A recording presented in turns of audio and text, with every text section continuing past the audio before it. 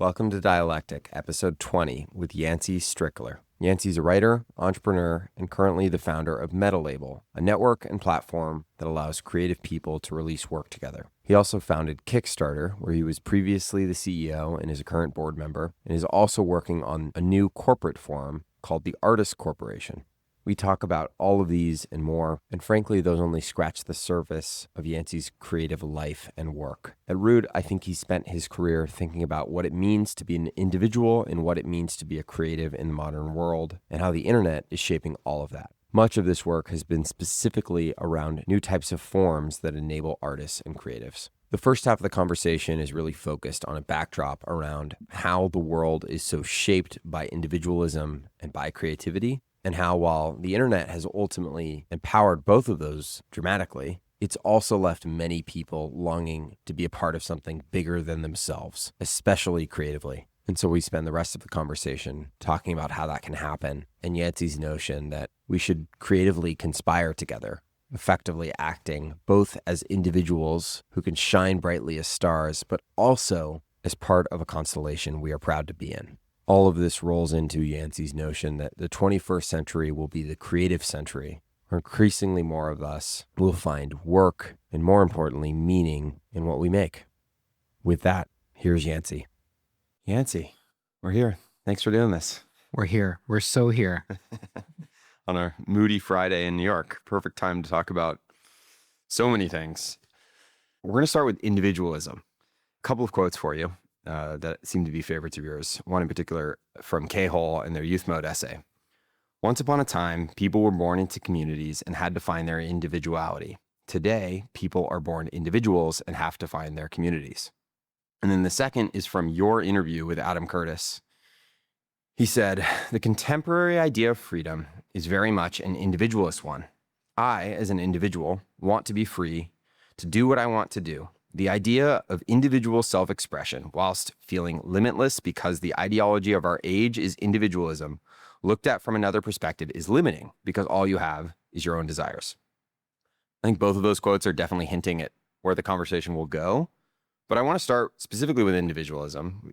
You've written and talked a lot about this idea, and specifically how when the world shifted from a much more collective place to a much more individualistic place. And so maybe the first place to start would be, why has individualism been good for the world? And what does it mean to be individual? Just start it, just boom, right? Just right into it. Yeah. So thanks for the warm up, Jackson. Well, I find this, I tend to get interested in things, especially when I learn that something I assume has been true forever wasn't always the case. I don't know the first time that happened. Maybe it was that people thought the Beatles were one-hit wonders for a while, but like that always sticks with me. And I was reading the book, The Invention of the Individual, or Inventing the Individual by Larry Seidentop, and then a book by Joseph Heinrich called The Weirdest People in the World, both of which tell the story of the modern concept of an individual was something that hasn't always been here. And that there was a point in time that historically, for a variety of reasons, they can pinpoint with some degree of accuracy, where people identified much more as part of a clan or part of a tribe or part of something larger, and their sense of identity was related to where they fit within that network or system or, clan. And that was the way of the world. That makes sense, I guess. I mean, I can imagine that, but this notion that there was a moment when people began to see themselves differently, right, was really interesting. And both books talk about this moment as being related to when the Catholic Church in Southern Europe around 1000 AD, sometime around, give or take 100 years, they banned cousin marriage. And up until that point, it was common in clans for the patriarch, matriarch to marry cousins to each other, because it's like first cousins. Yeah, just more labor, don't let them get out. Just keep the dollars in the making family. more, keep making more. And that was a real source of power. And so some of the papal officials, some of the churches wanted to break some of that power. And so they had this idea that the church would declare it wrong to have first cousins marry. And within a couple generations of that being decreed, there was this big change in society that you can see in the historical record. One is that cities began to grow like never before. Cities had never been that big. There weren't that many of them. There were tiny trading posts. Suddenly those trading posts grew to something bigger because whereas before people would just marry the person in the bunk next to them, now on the farm, whatever. on the farm. Now they had to go and meet someone. They had to go and meet someone. So these trading posts suddenly grew. So cities became a part of human life for the first time. And two other things emerged then too: guilds and universities. And so because these newly liberated people were showing up inside these villages, these towns, these bustling cities, and you needed a way to find work, to find a trade, to have some sort of context. Because before that, it's just, you don't It was need pre-installed. those things. Yeah, you don't yeah. need those things. You do what your dad did. Yep. And so it was like within the span of, 60 years, you see these new structures that are still the infrastructure of the world today begin to emerge. And it was largely because people were individualized beyond the clan, and they were showing up, still not to the degree of individualism we think of today, but comparatively, they were showing up like on their own and, serving, needing to serve their interests or serve a specific purpose. So these structures began. And a lot of things, individualism was something that continued to be written about during early Renaissance and has always been a part of, I think like the emergence of rationalism and the scientific revolution. A lot of those things have quite a individualistic point of view that still, I think, has this origin point. Maybe Romanticist era too. Yeah. And I personally find that interesting, and I identify with the K-hole quote so much because I do feel like someone that grew up in a culture that was very much focused on your self-actualization. Yeah. And I can sense in the difference in my parents and my grandparents, a difference in what it meant to belong to something or to be from a place. Yeah. And I look at people younger than me and I see that continuing. And then I look at the internet and I see a whole new world with a different set of rules that to me resembles that 1,000-year ago moment where the internet, I think, basically stopped cousin marriage in that it allowed us to become individuals in a whole new way. Like to be an individual online, it's not just that you're not from your clan, it's that you don't know what you look like. Yes. You can choose everything about yourself. Yes. And you can also do it over and over again. And actually, the people who go deepest in this world, you cultivate alts, you cultivate many slices of yourself that are all true parts of you, none complete parts of you. But they're things that the internet accentuates, celebrates, rewards. And what I see online is similar to 1,000 years ago. I see the creation of a new society. And I think just like cities, guilds, universities created the structure that we still live within today, I think that the things that we're experiencing now online are creating the structures of society for the next X many centuries. You have a line, you say, to go online is to be reborn as an individual. This idea that you're kind of invited to redefine what you can be. A couple of excerpts from The Second Self, which you reference heavily, by Sherry Turkle, where she's talking about really computers. And then I think maybe it's a revision and she's going back and talking more about how the internet has changed things. There's this little, I think she's like a 6th grader, Deborah. She says, the experience of authorship in programming gave children like Deborah a sense of control that enabled them to construct micro worlds that were exquisitely tuned to their own developmental needs. And then Deborah says, when you program a computer, there is a little piece of your mind, and now it's a little piece of the computer's mind. And now you can see it, this reflectiveness. And then finally, it's another kid, I think, or maybe a grown-up. She says, he uses the computer to underscore this difference as a mirror for his own uniqueness. He tells me, when I saw what I did with the computer, I used to laugh. I could see what a nut I was. Externalization of self onto a canvas is a way of seeing who you are. So much of what you were just saying. I'd be curious for your reflection, both personally and maybe broadly, on this identity plasticity that you were just talking about, you've also written, and I think another piece about, at one point you grew a mustache while you were writing a book to maybe like the Sasha Fierce Beyonce, like take on a new identity. Paul McCartney going in disguise so we could explore Sun Ra. There's all of these great examples, particularly in professional creativity, around people donning disguises or creating identities. What are the primary ways that individuality changes when it can have so many different forms and they're so plastic with the internet? Yeah, I think we're still early in discovering all of those. I mean, those quotes are from 1982, and it's people using like an Altair, something that to us would be like, look like a calculator. Right. Literally. And that was the experience. That they saw it. No internet, no, just like the dumbest and that feedback loop created that. Yes. It's incredible. It's absolutely incredible. And highlights the core difference between television and computers as a medium, like the reflexivity of computers. Yeah, I mean, I think that I think of the internet as having spawned identityism and its entire philosophy and modes of being that are about finding the specific identities to which you belong. Every sub-identity you can ascribe to is a source of power and a source of like beef and all kinds of things online. We are arranging ourselves through identityism, and it's just a continued proliferation of identities. New ones could be made every day. Like you could have one about being mad about, the Wendy's Instagram account. Like that could be that could be your identity for a good 2 months. It's really quite possible. Yeah, maybe it's compressing the length of our identity periods are compressing. Yes. But I just think that there's a lot of intrinsic rewards for that is one thing. Certainly in an LLM world, we are, well, what's interesting is that whereas in the past we would dump our feelings onto Tumblr and, be vulnerable to each other, now we're doing that into LLMs and we're talking back to a version of ourselves, back to a model, meant to speak back to us. But the amount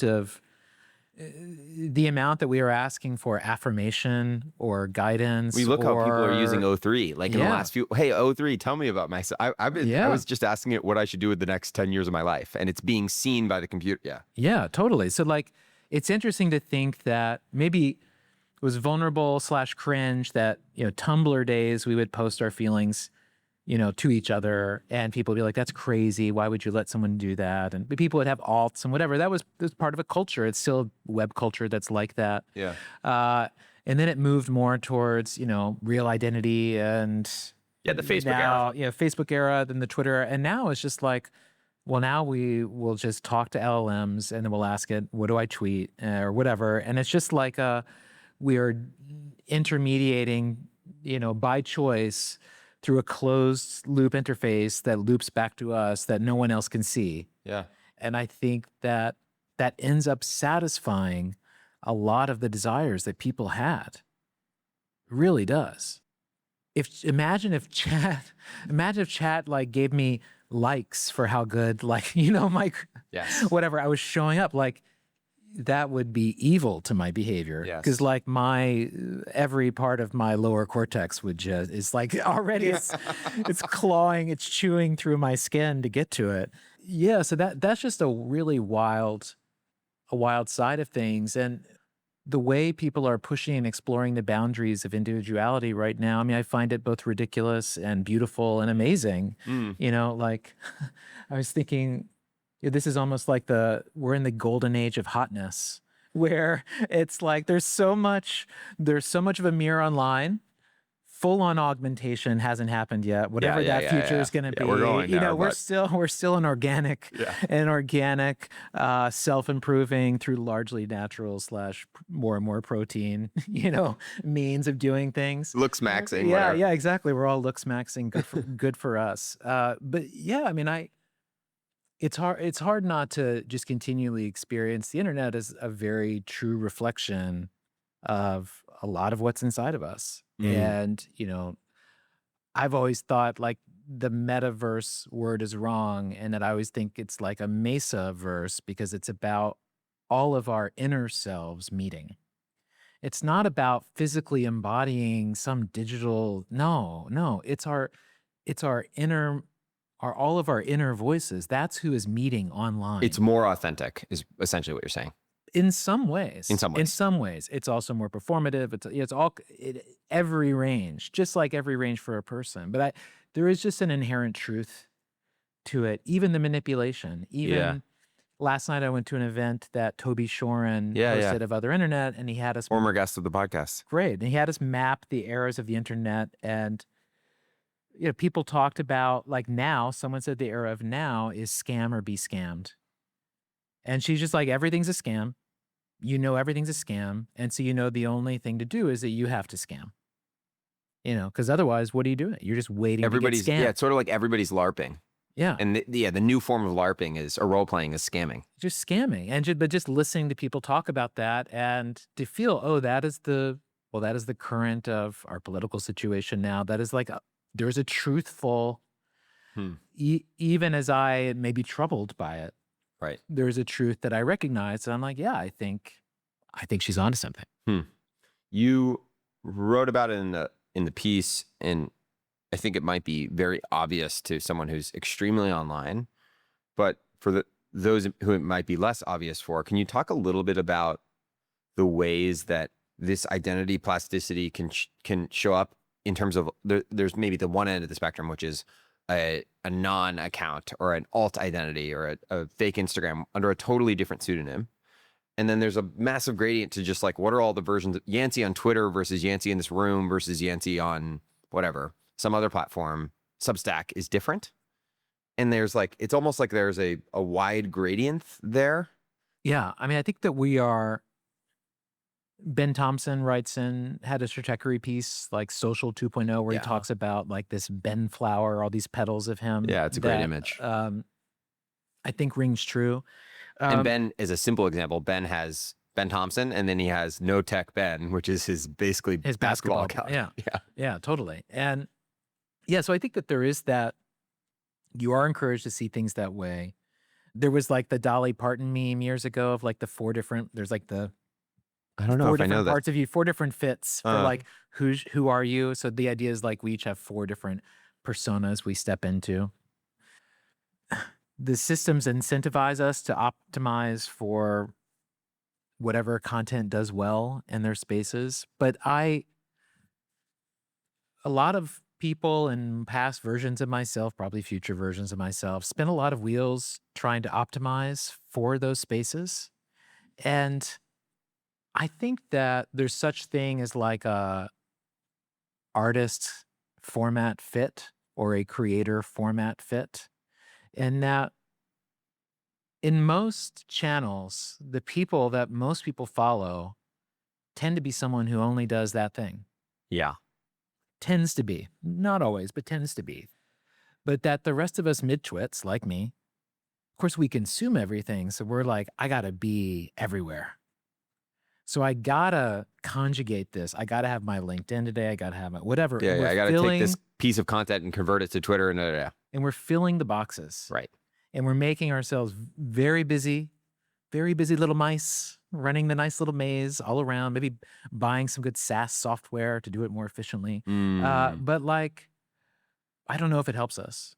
And I also don't know that, I think there's two ways to come at that. One way is to try to make yourself fit. Say, how do I go big on TikTok? Like, that's a lottery. I understand. Like, you want to win the lottery. Okay, I get that. But there's a way where you can try to construct your persona to match what you think the place needs.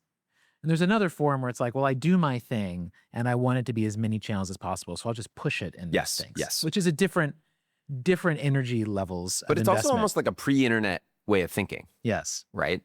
Or even in like a Marshall McLuhan sense, it's sort of like not truly internalizing the notion that different mediums aren't. It's not only like the medium is the message, the medium is like the identity. Yeah. In a way. Okay, we're gonna come back obviously to the identity stuff, but the other thing I think it's worth talking about before we get there is creativity. When we first met, you told me that creativity kind of blew my mind. That apparently creativity was basically created in the 40s as an idea, as in a word. And then wasn't even added to the dictionary until the 60s. So like one way you frame this is basically like our current conception of art is like 100 years old, which is pretty mind blowing. And then you've also talked a lot about individualism and creativity. So this kind of frame of like creating for me versus the mean, what's most personal is most universal. The classic advice, like creating starts with knowing yourself. How is creativity a natural extension of that individuality pattern we were just talking about? Yeah, it's a wild history. Last year, I picked up a book I saw at the Strand. It was called The Cult of Creativity by Samuel Franklin. Just had the word creativity. So I just bought it that day and started reading it. And the book made me angry because the book explained how the concept of creativity was developed through two dual forces that began in the 1940s. It was the Department of Defense that was looking to find divergent thinkers to be officers in the military. Wow. They were facing off against the Soviet Union. The Soviet Union was the ultimate totalitarian state of more manpower than ever. So the only way the U.S. could compete was through individualism and new ideas, industriousness. So they needed to find, and at the time the U.S. had a high degree of conformity, very conformist society. Yes, what, right after World War II? Right after World War II, extremely conformist society. And so conformity was a high value. Yeah. And so to seek divergent thinkers was also to go against the value set. So they end up studying certain types of engineers, and they study artists. And they're like doing Rorschach tests. That's invented in part to do this. They're like measuring electrodes, and they're trying to see what makes these people work. And some of the first researchers doing this were Abraham Maslow and Timothy Leary got early grants to do this work. At the same time, in the advertising industry, the head of BDDO wrote a book about BDDO? BDDO. What is that? It's an advertising agency, still around, still about a big agency today. But he wrote like a book that was kind of about bringing aesthetics into advertising. Because at the time, advertising was completely utilitarian. And he was looking at the Bauhaus stuff and some of the way that art was starting to enter pop consciousness for the first time. Fascinating. And so he proposed like more aesthetics in advertising. And he also introduced something called brainstorming, which was something they had started to use as a way of creating ideas. And his example of a successful product made with brainstorming was Pringles. Which is, how do you keep chips from getting broken? Oh, I have my tennis ball container. Boom, brainstorming. Wow, brainstorm. Boom, making the money. And so there were these forces happening at the same time that were trying to solve this question. And there's one other force, too, that also comes in social sciences, which is that there's a famous book, One Dimensional Man, that came out in the early 50s. But there was Americans under early capitalism post-war were not very happy. There was this mass conformity, more white-collar jobs, then everyone's moving to the suburbs. It's just like mass society in a way that really hadn't been experienced before. And so there was also this concern that came up in the media a lot about, like, basically, is this it? And all those forces came together. And in these social science circles and in these DoD-funded projects, there began to percolate this idea of there's an essence. There's an essence that's presence. In this essence, it's the democratic form of genius. Because at the time, genius was thought of the lone genius, the madman, the like mad artist, it was like the edges of society. But there is an essence of that anyone can aspire to, and it's called creativity. You said this made you mad. Yeah. Why? Because I felt like, is my life a psyop? I felt like, am I the kitten batting, the toy? Because what I was going to say is it almost feels like they tapped into something like really true there. Oh, no, yeah. I mean, it is. But just reading, you're like, this is where it came how from. Is this true? We posted a Metalabel Instagram. We posted a carousel that tells a little bit of the story last week. It's getting a lot of shares on Instagram, but a lot of people are really angry and accusing us of you're lying. That's how I felt. But yeah, so it started from this place of, what is this essence that could be mixed into life? But it always had this both commercial and industrial purpose. Yes. It was for the military. Almost pragmatic. Yeah, it was for the military. It was for advertising. Like Westinghouse was advertising their nuclear plants were like the state-of-art creativity. And it was just like a buzzword. And in 1966 is when it entered the dictionary for the first time. So like creativity would have been like the Webster's Word of the Year in like 1964 or something like that.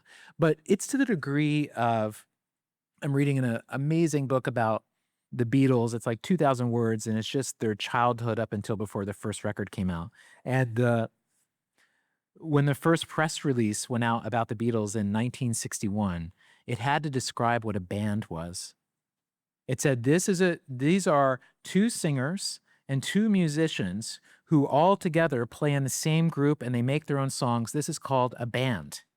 Prior to this, it would have just been like Buddy Holly and the background people or something? Yeah, the Buddy Holly was the closest thing. It was always a name and the Crickets. It was Buddy Holly and the Crickets. Or it was like a solo torch singer. But in 1961, a press release had to explain what a band was. These things that we take that we lament are going away, or fascinating. Yeah, and so it's a very new force in society. And I think that like there is something to the notion of creativity that's about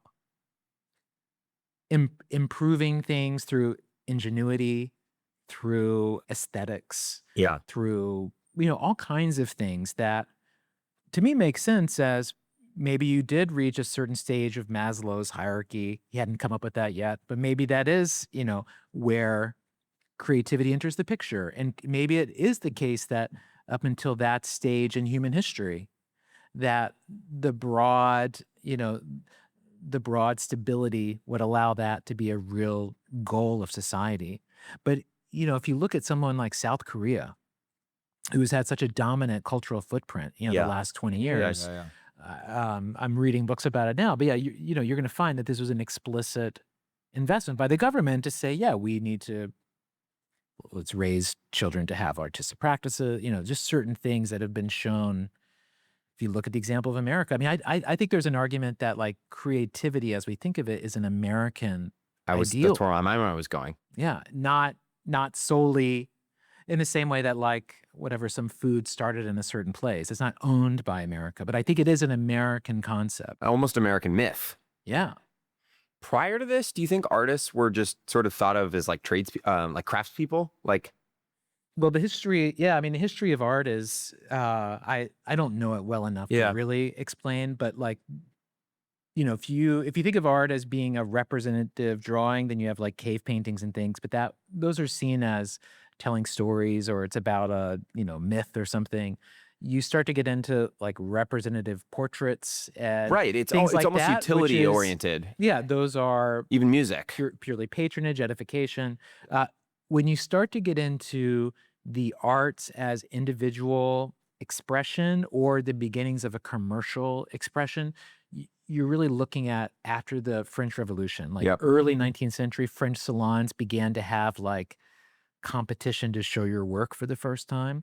There's a great book I've been reading that's like all about the art market of early America in the late 18th century. So there's like, it was just starting then, but really art as a part of mainstream conversation, you're looking 1930s, 1950s and beyond. Salvador Dali, Jackson Pollock. Right. What's interesting too is that at least even just in the words, creativity connotes it doesn't require there be some implicit, explicit medium or craft or skill, which is interesting. It kind of ties back to what you were saying earlier, which is almost this like way of thinking or way of approaching.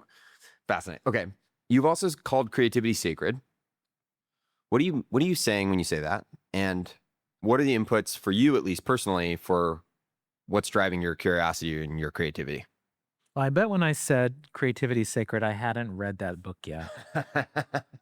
Because I really do see creativity as like explicitly a commercial thing in a way. Like I kind of accept that about it. It explains to me what the difference is between an artist and a creator is. Like an artist is a self-employed self-expresser. A creator is a self-employed commercial expresser. Wow. A creative, someone who works in advertising, is a branded expresser. But I mean, I do think that artistic practices, I'll come out another way. It really strikes me that when you make something, there's moments where you're overtaken by a feeling and you don't know what happens, and something happens. And many artists will talk about this. I also find it interesting how we will experience certain works and we will have a strong emotional, physical experience.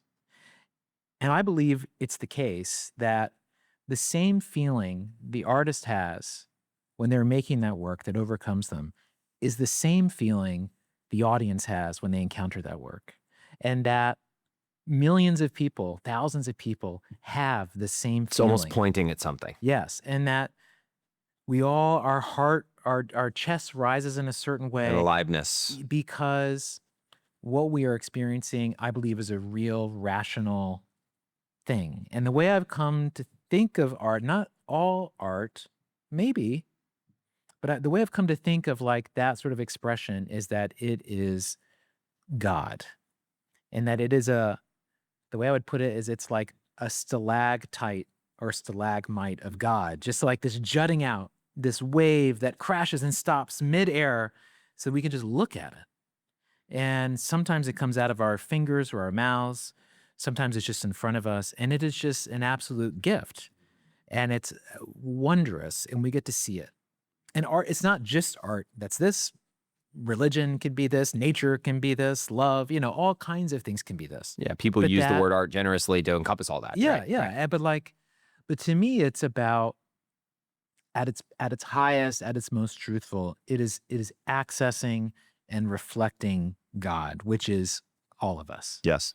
Like the deepest parts of us. So I think every time you sit down, that is like, that's there. That's accessible.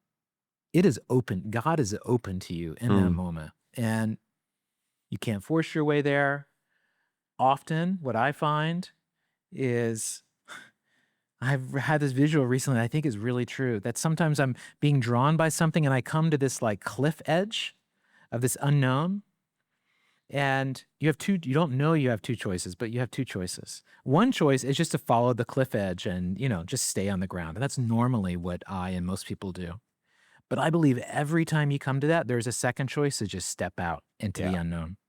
Every single time there's that choice. And that is... There's like a whole Joseph Campbell thing there. Yes, yes. And that choice is there for us. And again, there's lots of places that's there in a human relationship, but those are also places that I think are deeply like of God. And that is just so truly of the deepest part of our essence.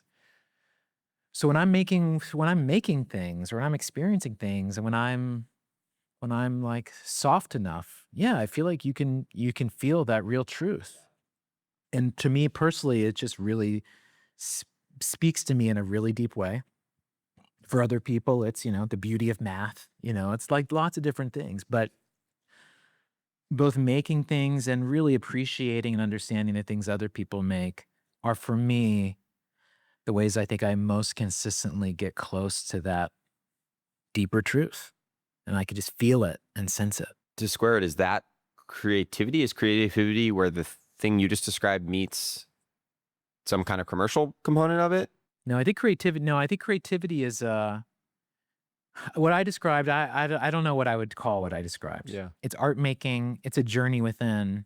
It's love. It's ultimate love. It's a lot of things. Creativity is a mindset. Creativity is a positive openness. So we're back to a democratic form of genius. And an affirmative optionality. Yeah, it's like at its best, it's an act of love, but it's a little different. You've called the 21st century the creative century. Why? Well, when I started to appreciate how recent my conceptualization of art and creativity are, that was just like, whoa. Recent in the 100-year sense. Yeah, recent in that like my parents were alive when these things were happening, right? I've come to think of myself as a second generation creative American because creativity entered the school system in the 1960s, creative writing, things like that, all explicitly from this research. So I have been brought up into this.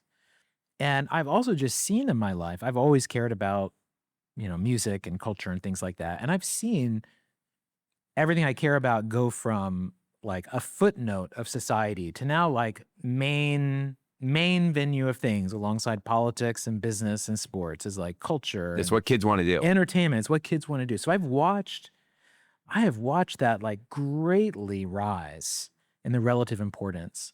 And if you just even think of being a creator, or being someone who is a self-employed commercial expresser, which is the number one most desired job for people under the age of 18. That job did not exist 15 years ago. Yep. Did not exist 15 years ago. And so when I just look at all those history of things, what I see is I just see a straight line up and to the right of creative output, number of hours consumed of whatever's self-expression, number of people participating, number of people who want to participate, like amount of I don't know if the amount of money being spent, if you compare per capita to the height of, CDs or whatever, when everything had to be paid for, exactly what that nets out to. Yeah. But in terms of total activity, total all of that, it's just unprecedented. There's also a notion that maybe we're like hitting the top of the and like, I don't know. I started a podcast in 2024. I'm a little late to the game. I always tell the story. I remember I was like first internship in after freshman year of college. It's like 2012 maybe, and I was watching YouTubers like vlog, and I was like, this would be cool to do, but it's probably too late. It's like Casey Neistat hadn't even started, and so maybe I'm finishing your thought for you, but all to say, I think that there's this continuous notion that we've like hit the top of this, and my instinct is that you're much closer to being right.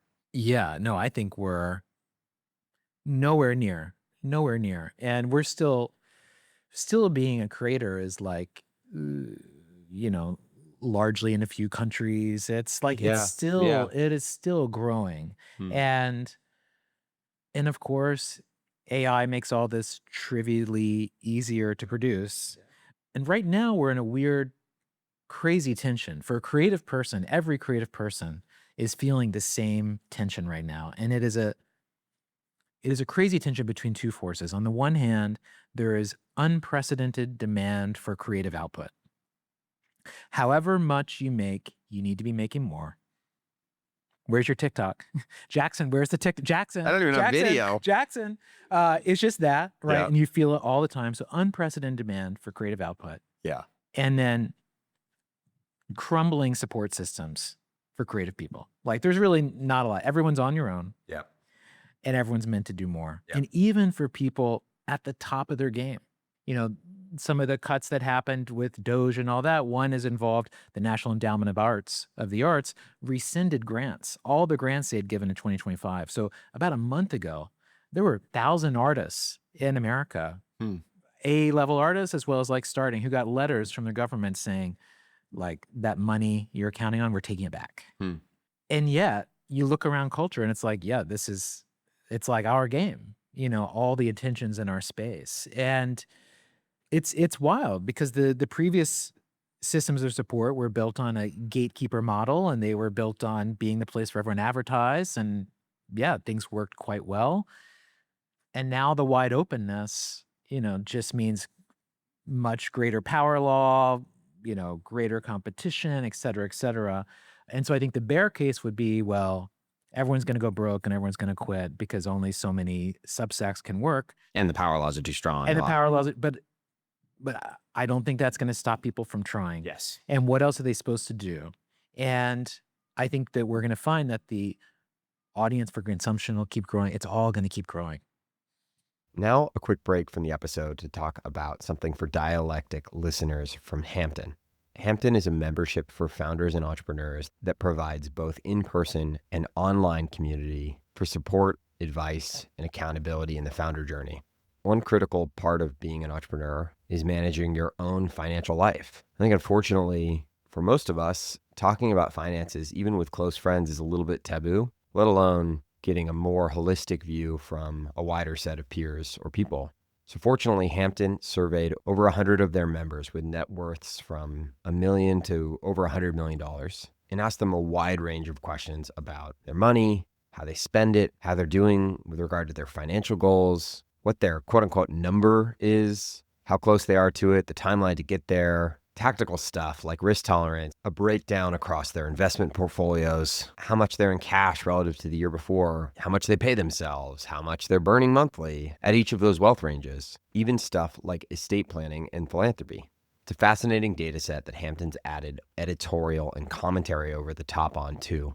And it takes a topic that is typically opaque, or at the very least, you'd only have a small handful of data points on, and gives a much more transparent look at it. I found it really valuable to look through. And if you're interested, I've linked Hampton's 2024 Wealth Report in the description. You can also just go to joinhampton.com, click reports in the menu, and fill out some basic information to get the report. Thanks again to Hampton for supporting Dialectic. Now back to the episode. You got at it a little bit there. Everything we've talked about thus far is on single player mode. Yeah. Many of the ideas I quoted from earlier are from a piece you have on the post-individual. That's obviously where we're going. I quoted Adam Curtis earlier in that same interview with you. He goes on to say, the hyper-individualism of our age is not going to go back in the bottle. You've got to square the circle. You've got to let people still feel like they're independent individuals, yet they are giving themselves up to something that is awesome, greater, and more powerful that carries them into the future beyond their own existence. That's what people are yearning for. And then one other quote, I believe from your highlights from The Second Self, terrified of being alone, yet afraid of intimacy, we experience widespread feelings of emptiness, of disconnection, of the unreality of self. And here the computer, a companion without emotional demands, offers a compromise. You can be a loner, but never alone. You can interact, but never feel vulnerable to another person. So we're getting at this tension, which is like, on one hand, we've had this like amazing just kind of explosion of individuality going back to cousin marriage. On the other hand, I think a lot of people feel that tension. I think Adam Curtis nails it so well, which is, yeah, I'm not willing to give up being free. I'm not willing to give up this romantic idea of the individual, but I also want, that's not enough. There's not that much meaning here. You have a definition of this as the post-individual as a state of being in which a person carries multiple non-compulsory group-oriented identities, much like we were just talking about. This idea almost like a networked individual. What is happening to us as we're increasingly finding our homes on the internet, we're finding ourselves on the internet, but we're also looking for more meaning there. And meaning inherently, as I think any person who's lived a little bit of time on Earth knows, it has to be bigger than you. What is happening to us, and how are we becoming more than individuals or post-individual? Yeah. I mean, know that anything critical I'm ever writing, I'm probably writing about myself. As you're describing the Sherry Torkel lines about the person who's a loner but can tell themselves I'm not alone. Like, yeah, that's Nobody else felt that way in COVID. Kind of true. Yeah. Kind of true. Yeah, I mean, that first quote you read from Adam about you have to square the circle. You have to square the circle about letting people be an individual but be a part of something bigger than them. I mean, that sentence has echoed in my mind ever since. And he and I have known each other, been friends, and worked on things together for a long time now. And that conversation was similar to most talks we had. And he is just so often pointing out the degree of power that is accessible to people if they allow themselves to see themselves as part of something greater. But how hard that was to do, how hard that was for people to do, because you're giving up something. And so he's talking about, is there a way, in much the way that people give themselves up to God, Yes, that by giving up, you become stronger. And in that same conversation, he compares you going out alone at night with a flashlight on your own to look for something scary versus you going out with a group of people. And he's like, think about how much powerful Right. you are in one versus Right. the other, and yet this is how we behave. So I just really felt in my bones how true that was. And just that image of squaring the circle really stayed with me as like, yeah, both are true. How can both be true? It's paradoxical. Yeah, absolutely. And so that ended up leading to a project I spent a few years on of bentoism, which was like a framework for self-interest that tries to map these different spaces and dimensions, and is trying to hold that tension and truth, right? Like it's all true. No one's wrong. We're all right. It's all true, kind of thing. Yeah, And it's how do you very make positive sense? sum, Yeah. both Yeah. present and I'll link to it, but both the present and the future, and in a selfish way and in a collective way. But I think that what I have, a lot of my work in recent years has been around group things, and Metalabel has a lot of story around doing things together, but I don't advocate necessarily for like collaboration as a way forward. Like collaboration is the scary part that Adam talks about, of like giving up too much of yourself. Because collaboration means maybe I don't know. Yeah, who are they? Who am I? Like, there's a little bit of a, today especially, I think we have to respect our boundaries a bit. Huh. But instead, something like co-releasing or cooperating or conspiring, to me are all, Inspiring is a great word. yeah, are all excellent things where it's like, well, yeah, I don't want to be just me. I'd love if I knew that when I did something, like, you always had my back. And if you always have my back, I will always have your back. And hey, if we got 30 of us to all say that to each other, shit, we'd be pretty powerful, actually. Yes. And it's that mindset, which right now, bot networks, no. people launching a shit coin, no. But there is, and this is what dark forests unlock, but there is a way of engaging the internet today that I think is far more advantageous and more fun, which is to have your conspiracy running in some other channel where you're just making things and talking about things together. And then you're launching them on main when you want, or you're showing up in those other spaces as you wish. But actually, your primary relationships aren't I'm putting a finger to the wind and seeing if anybody loves me today. You're a part of a network. Instead, you're just like, I'm checking in with my chat. We're like talking about maybe a project we're doing together or something. Like, since Metalabel, especially in the last 2 years, and since doing the Dark Forest book, where I brought together 10 writers to make a book together, almost all of my projects are collaborative now. My writing is still solo, but I'm in so many collaborative projects, which really just involve, collaborative is not the right word, I'll go more the conspiring projects, which just involves like a phone call a month, an open chat channel where we're passing things back and forth, a sense of a larger project we're a part of. I'm probably a part of maybe a dozen things like that. And it's really fun. It's just rewarding. It's a fun project. It's interesting. And I am still being myself. I am still writing as myself. I'm still acting as myself. But yet there's these other horizontal connections that have unlocked from me that are this sort of post-individual where I am both me and something larger than me. And so now, like, there were people that when I began Metalabel that I looked up to that are now like my core network. And if I look around, I can picture, I know people show like the Twitter graph of who tweets like you, but I can picture actual humans who like I am making stuff with right now that are some of the most impressive people I know.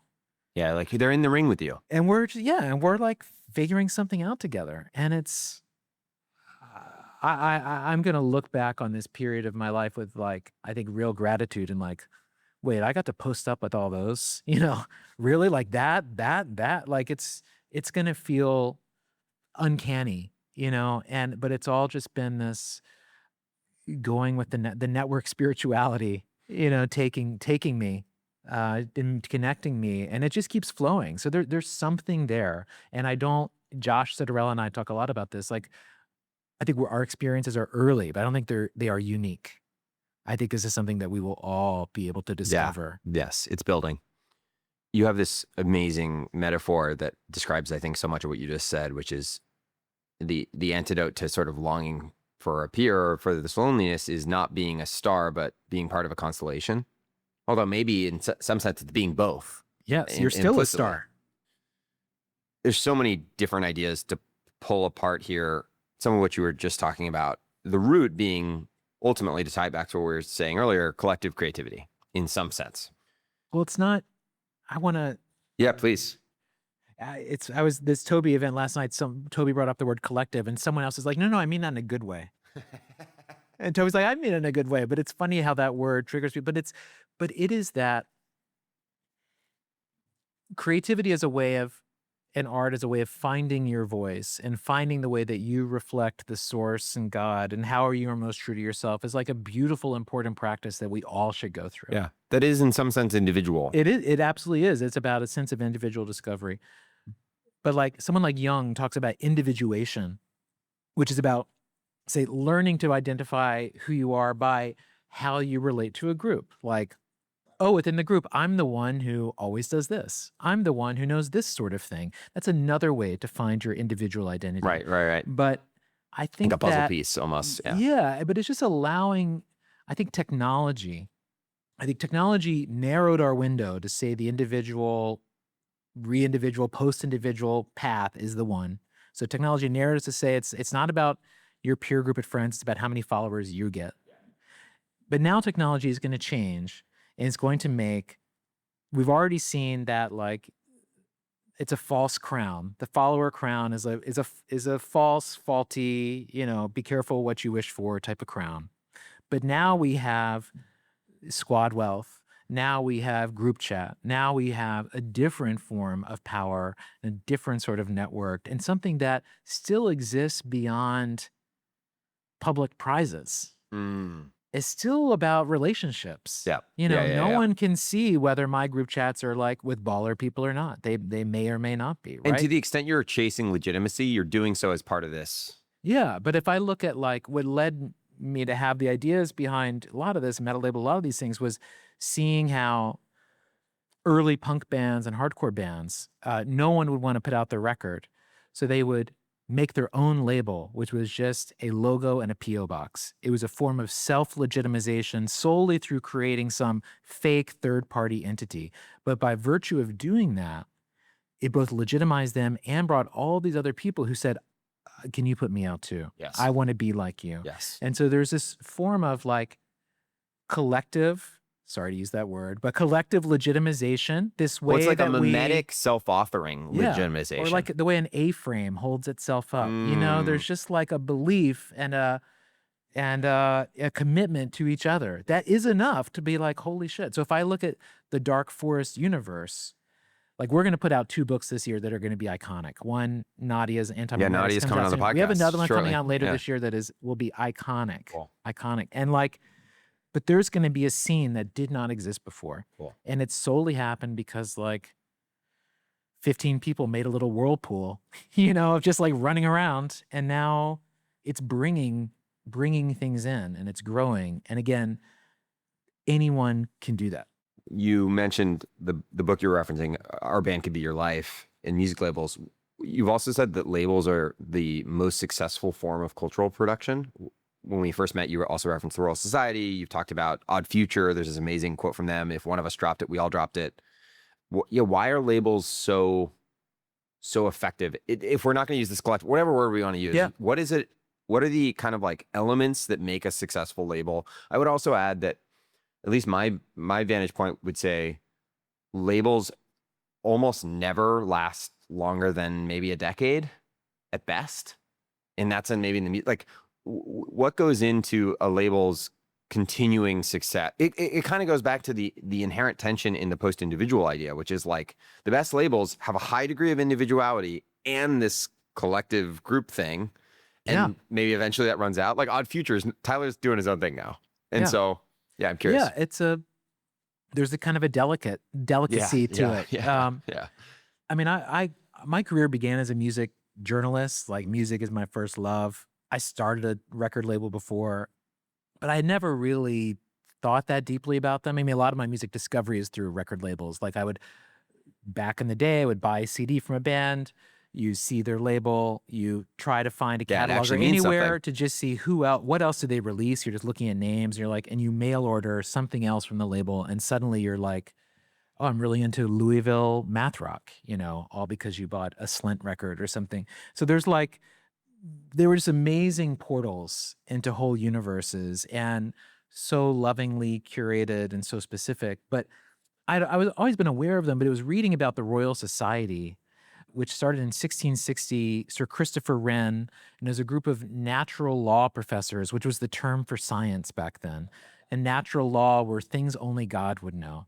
Wow. And so this group of a dozen professors started meeting at a pub in London. The pub is still standing today, starting in 1660 on Thursday nights. And they were all fed up because facts were proven by the church or the king. So they started a group, and their motto was take nobody's word for it in Latin. And they began publishing one of the very first zines. It's called Philosophical Transactions, still in print today, 400 years later. And creativity is 100 years old, and zines they were ripping in the 1600s. Zines fucking own this shit. But in Philosophical Transactions, they published the first experiments because the idea was proving facts through evidence. So let's try to prove facts through evidence. This was a new idea. And through those pages, iteratively, peer review was invented. The scientific method was invented iteratively. And this is where the Babbage machine was funded, where the Benjamin Franklin's kite experiment discovering electricity was published. And it was like an iterative process of not a product of science, not a top-down designing of something, but simply a point of view, prove facts through evidence, a group of people who are all agreeing to publish under that shared point of view, under this shared banner. And and they publish publicly, and there's some rules about how it operates. And I saw that with both a punk label and the Royal Society and A24 and Mischief and they're all ultimately some brand, some thing that exists to promote some cultural point of view. It puts out work by anyone who reflects that point of view, and there's some rules to make it operate. And suddenly I could just see that hundreds of years of cultural production have generally flowed through structures Shapes like like this. Yeah. Where in many cases, often it's an artist themselves proves to be very successful and also proves to have a business mind and just sees how to make something bigger. Or their success, they want to create a larger halo, and so they just start to support other people in something. Yeah, or they bring the Tyler brings Odd Future with him as he rises. Yeah, Francis Ford Coppola turned the success of Godfather into American Zoetrope, which he used to put out all the French New Wave movies in America. And Zoetrope is still an important project today. So what it just made me see in the internet of today was that one of the reasons I was sad as a creator, because I was struggling with a lot of happiness issues at the time, was I was really on my own and grinding and trying to make a dent in the universe through my emails, but yet if I look throughout history, there's a different model that I can adopt in a way that I can be in more of a conspiracy, can be in more of a relation to other people. And it involved not using the technological primitives of today, but instead looking back. Yeah. And just be okay, how do I approximate that? There's something here too, which is interesting hearing you talk about it. Not always, but especially the Royal Society, and presumably I think a lot of the organization, the Dark Forest type stuff you're in, it's not just that you're producing with the label, but you're also sort of each other's audience. At least you're each other's initial audience. Yeah. I think of something like Other Internet. It's a very critical part of it. And I think that's a really powerful thing that wasn't totally obvious to me when I was initially thinking about it. Yeah, internally to the Dark Forest in our Telegram, there are definitely different personas. There are definitely ideas that I propose that Venkat is hell no. It's for sure. But that's the beauty of it. Yeah. And again, what I've just found, what I caution people to say is collaboration theater is not real. Hey, let's all get together and make something collectively really hard, not easy. You could graduate to that as a first step. It's probably gonna be kind of painful. Most of these conspiracies, you need a ringleader, and someone's gonna end up doing more of the work, more of the organization. Yeah. Got to be the person who starts it. I personally don't mind that. That's like being a good dinner party host, but for anything to work, it's gonna need that. I've also found that if I send a group message out to everybody, no one responds. But if I email or text each person individually, they'll all say what they think, And so there's you just learn things like that about how do you get a group of people to do something together. But, the Dark Forest Collective was kind of fake, was kind of me forcing everyone to be my friend until the book itself was printed and everyone got their copy. And then it was oh, this is just for nice. Audience's clarity, it was basically a book of essays. Yeah, a book of essays that everyone's already written before. Yeah. But that you guys saw a through line on, that you guys were reading, right? Yeah, they all happen to reference me in this original piece, and they're all pieces that I had read and appreciated. You're sort of squaring the circle, maybe to tie Yes, back. Yeah. I was. Yeah. And now it's manifested in something, and now, Nadia shows up and says, I like the Dark Forest vibe. I have a new book I'm thinking about. The band could be your life idea. Right. I want to be with you. Another artist doing the same later this year. Yeah. Something hanging over all of this, and going back to the individualism stuff, the story of the last 30 years is the internet killed gatekeepers and made it the best time to be an individual creative person ever. Granted, there are a whole bunch of asterisks there.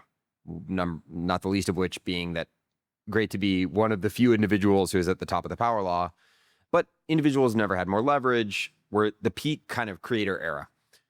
And there are all these downsides. And I'm sensing some tension. I'm curious, it goes back to when we were talking about collectivism, but like, at least I would see some of the downsides of the creator stuff as one, audience capture, just audience capture with a failure point of one person's decision-making or ego. Individuals with the most leverage have all the leverage, or excuse me, most distribution have all the leverage. So the story of every creator business is like Mr. Beast rules, and then you hope he likes you or whatever. Less collaboration, which maybe, to go back to your idea, is fine. And also, to go back to the labels, it's harder for new creatives to emerge on the back of curatorial brands. The best part about A24, in theory, or Pixar, I was thinking about this the other day. I was in Paris, and I'm like, they made a movie about a talking rat on some guy's head, and it, like, we're on the back of this movie era of the last 20 years when people complain no one makes anything new ever. Yes, of course, new creative, rambunctious, rebellious people will show up and make new things. But the wonderful thing about Pixar or A24 or music label says, hey, we know this is new, but like, trust us, we think you're going to like that. It feels like we've kind of lost that. I guess what I'm wondering is, why shouldn't this just hyper individual creator internet thing, one-to-many broadcast era, just continue? Like, why? Another side of that would be, why haven't we seen more labels actually work or show up? For sure that is going to continue. And for sure that will be a huge strand in energy of what happens. Of course, like, Mr. Beast is not just Mr. Beast. Mr. Beast is a team of people. And certainly once you get to a certain level, that is the case. But I think that... But there's a dictator and there's an army. Yeah. It's a specific type of relationship. Yeah. So I think that will continue. But I think that there are other countervailing energies that are going to also be a factor. Number one is, there's just so much stuff. And so the noise and sifting and finding an audience, cultivating an audience, as an audience member, finding things you like consistently, all really challenging. Yeah. And this is why being a part of a network, or having, being on the, whatever the 2025 version of a blog roll is with like other quality people, is so important, because it just... What is the 2025 version of that? I think it's like, you will always like or I will always post your story. It's just those mutual republishing. I'll read your thing. It's not super scaled. No, it's not. By the way, I think hanging over some of this, maybe for some people, certainly for me, is like, I don't want to be in a Discord. Yeah. I'm sorry. Like, I'm just not looking to be in a Discord or any more Discords. And so I think, like, I hear some of this and it sounds cool, even your Dark Forest stuff, but I'm also like, no, you gotta keep it all. To me, it's all WhatsApp, Telegram, like iMessage. It's just simple. The squad, very much the squad. Just simple. Yeah. It's not 50. It's not trying to like keep people happy. It is like a work zone, but a zone around a specific project or strand of things. So I just think, like, one of the ways we are discovering to have more outsized success as an individual in this market today is to have a back channel conspiracy with other people, where you are co-promoting each other. And it's like one of the best things that works. It's why brands do collabs. It's like, it is one of the last things that consistently works. So I think that is a force. And then number two is just the tools are going to be different. And already, if you look at, like, compare Substack to Patreon, two services that provide basically the same functionality, very, very little difference in reality.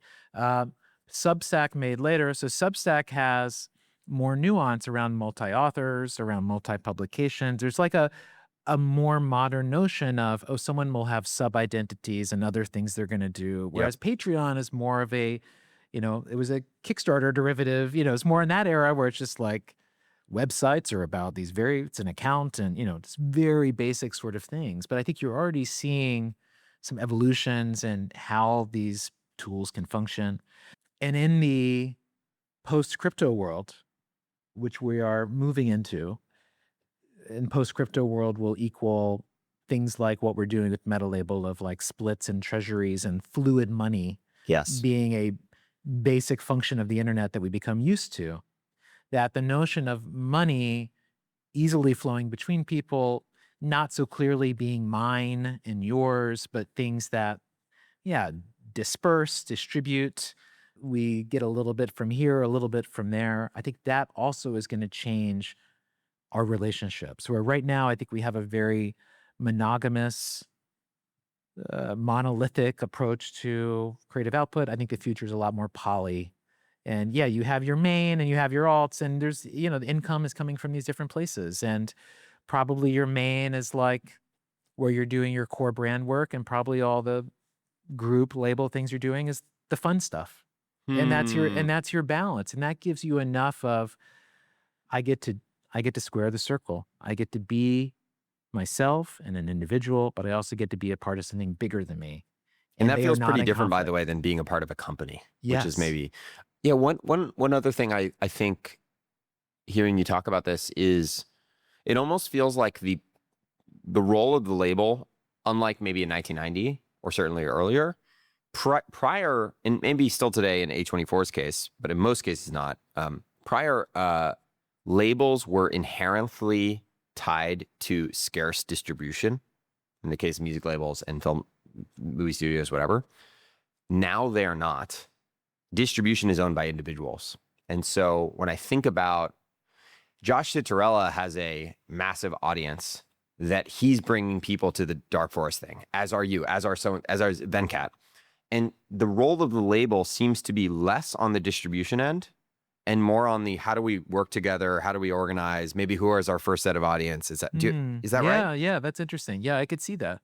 I mean, it is a tool to amalgamate those audiences into a concentrated distribution source. Yeah. But maybe is more niche, or at least but you kind down of funnel. need it. You kind of need it to give a sense of permission, because otherwise, like, what are we doing here, right? So Josh and Venkat and and Peter, it's an organizing principle. Carly, like what are we? Are we so you need the very first release of Metalabel week. It ended up being called Introducing Metalabel. The first title for a long time was Psychic Infrastructure, because I was just like, that's what the label is. It's just an organizing function that to me opens up a new door. It's like, oh right, yeah, we could just do it that way. And again, not all of your work has to go in that channel, but it's like, yes, clearly another path that I think speaks to some of what's lacking.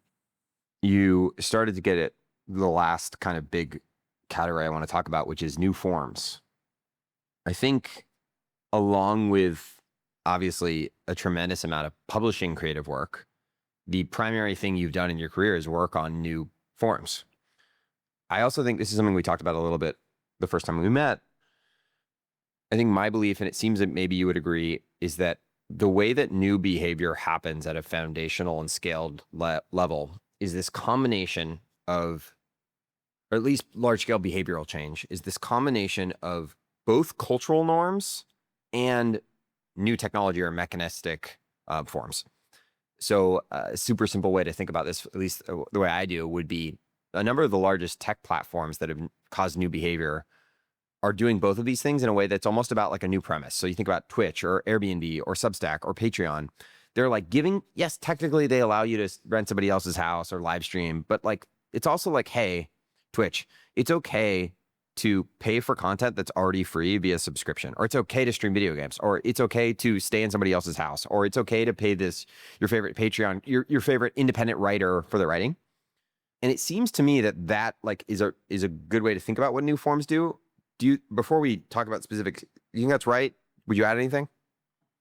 Yeah, I think that, I mean, when you're talking about a web-based way of thinking about it, it's you're talking about platforms, you're talking about normalization of format. Yeah. And industrialization would maybe be a 1950s word for it, but it's like how do you create a complete cycle, of whatever this action is? And if you can deliver that, it has the possibility of taking on a life of its own. Yes. And people will learn how the machine works. Right. Yes. Okay. Let's look back a little bit, then we'll look at the present, then we'll look forward. Yeah.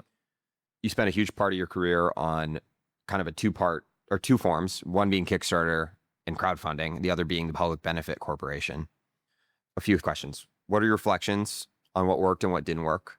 And then I guess more broadly, like, to what extent do you think you were enabled by the cultural era that was in? And to what extent were you guys either inhibited or even prisoners of that period as you look back? Well, I think that we began, Perry Chen first had the idea in 2001. We became friends in '05 and started working on it together. And that was like a different internet in a lot of ways.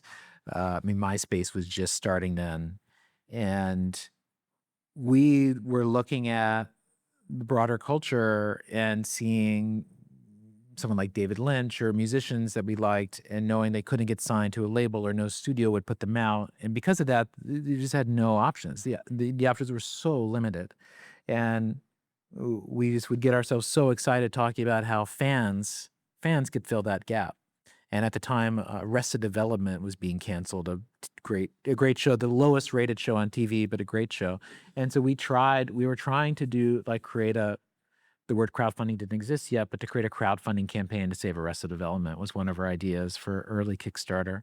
But there was just, Perry really saw it first, but just this strong feeling that people know what they want, and especially that a tool like Kickstarter wouldn't be like American Idol, but it would be more about powering all of these niches to represent themselves. Yeah.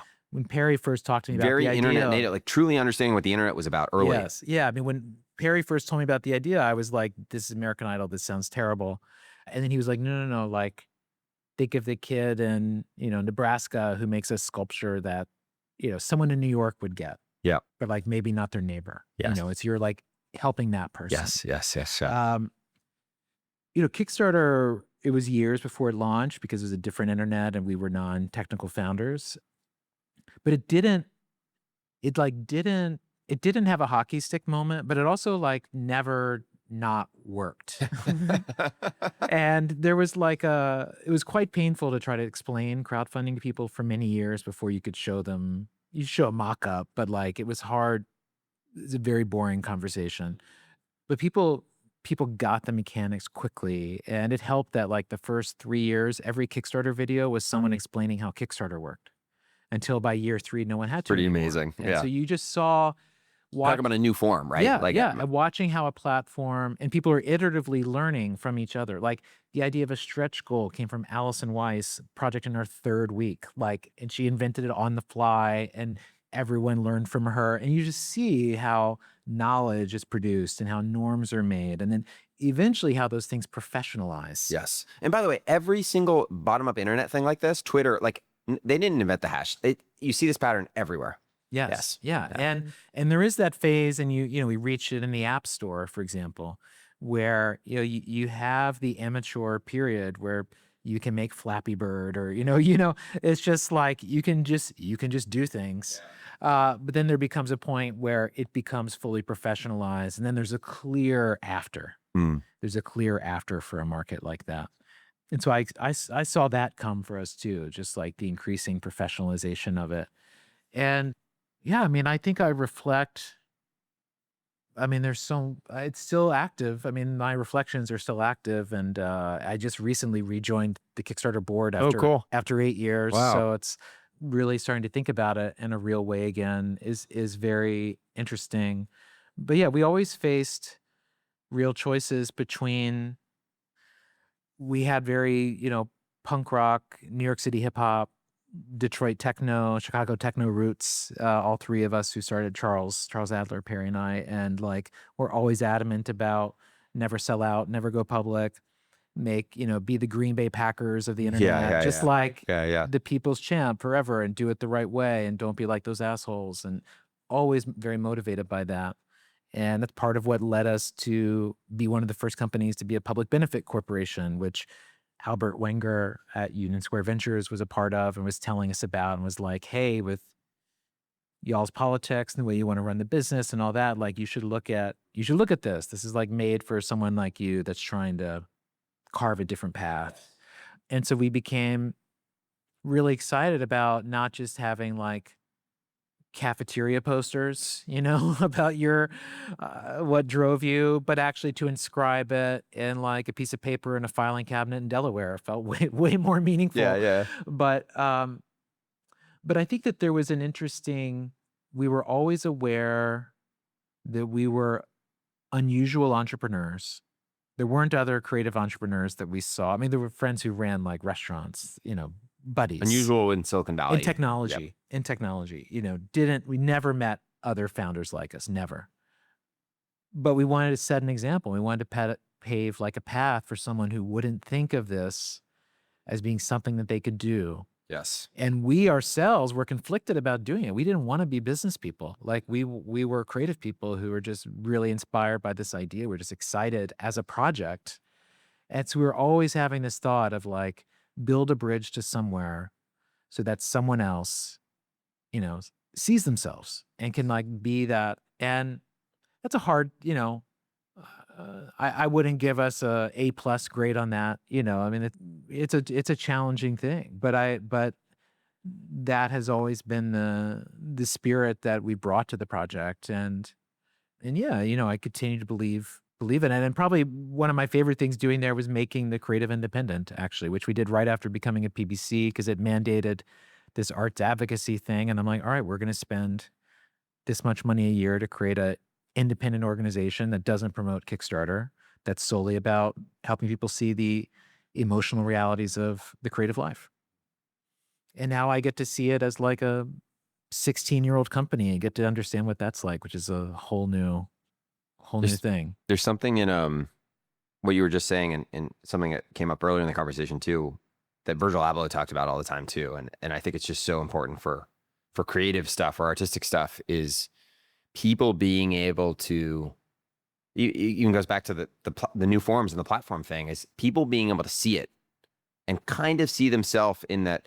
I always talk to people about this with the ultimate genius of TikTok was like, hey, you don't have to make a top to bottom totally new YouTube video. Just like do your 3%. Just do your version of this thing. And I think that applies to certainly in the new forms, but I think it applies broadly to all creativity. On the final question on the Kickstarter thing, maybe especially having rejoined the board, is there anything that you are excited about or imagine, maybe especially for people who kind of might have an idea, used Kickstarter in the past, might have an idea of it as like the cynical view is like a pre-order platform, basically, like the ways that platform could evolve or be used in new ways?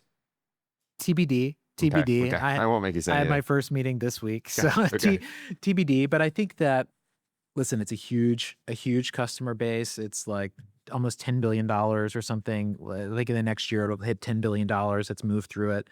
It's a huge economic driver. It's driving more money every year than Patreon or Substack. It's been around, so it becomes invisible. And definitely there's certain categories where it's found real product market fit, especially in technology products and games.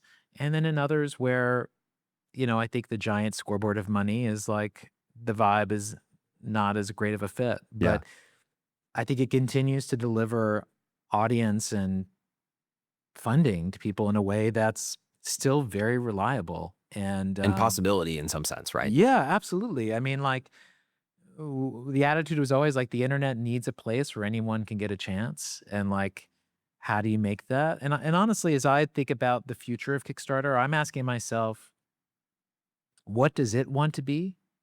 One of the things I've come to understand from Metalabel is like we believe that Metalabel itself is an entity that is alive separate from us, and that it has desires and non-desires that make some things hard or easy or whatever, and that you have to learn to listen.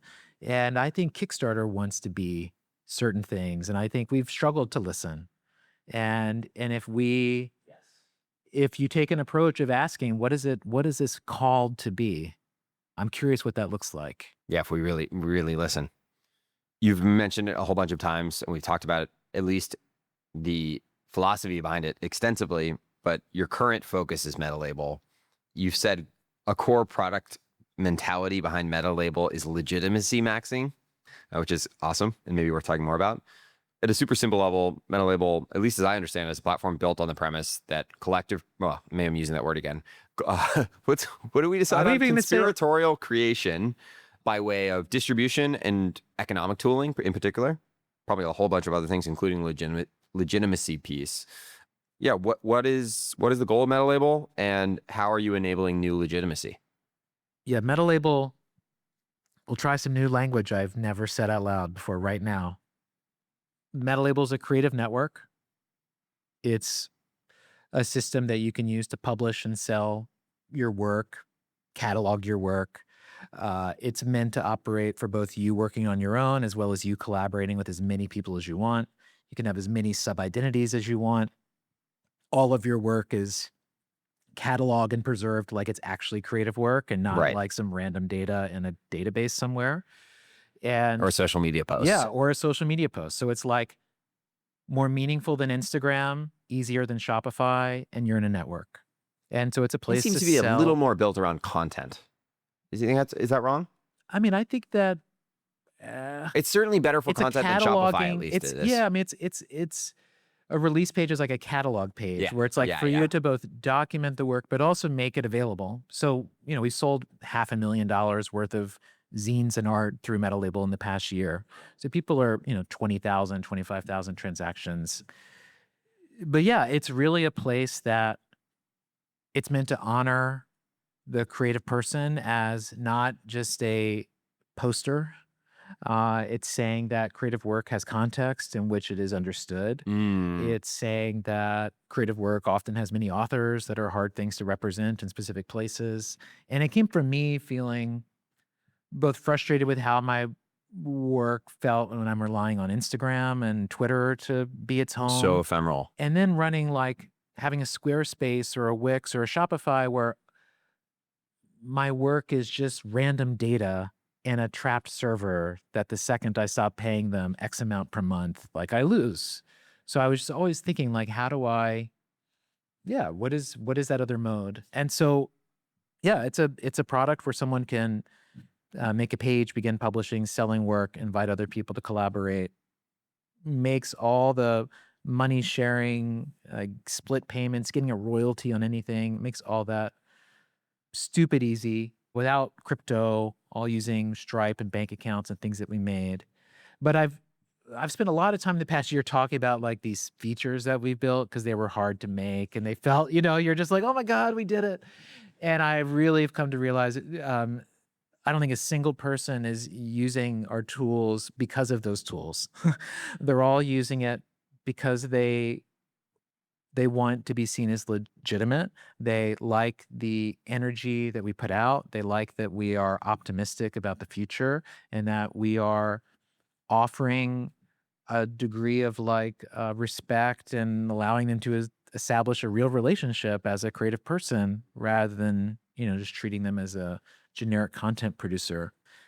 And so, so it's a quixotic project that has taken its time to find itself. And I think it's becoming clearer. And I think this is a project that's on its path to becoming core internet architecture, just like Arena, Craigslist, Bandcamp, just one of those things that does a set of tasks extremely well, is very simple, doesn't try to do too much, proves to be useful.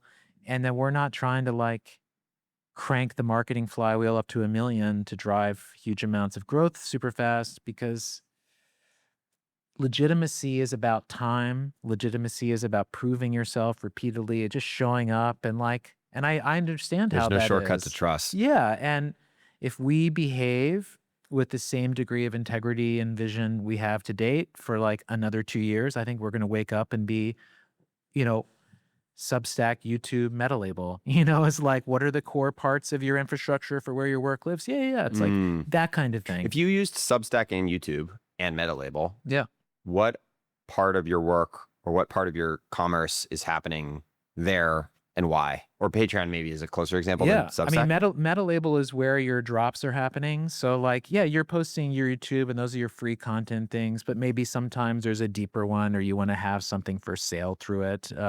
You could link to the YouTube store in that future world or something like that. But Metalabel is where your one-off drops and where your catalog of actual works you're putting out. But it's content forward or product forward rather than maybe I subscribe to Josh on Patreon. Yeah. But if exactly. I wanted to buy a specific piece or something. Yes, but Josh is never going to say because you subscribe to my Patreon, you get this new book I made or this new video series I've made, the high production for free. No, he's going to want to sell that and have a specific, SKU. And that's where I think he'll look at Metalabel as okay, I have a following there. It plugs into my existing audiences and tools. I can sell digital or physical very easily. I can make things scarce.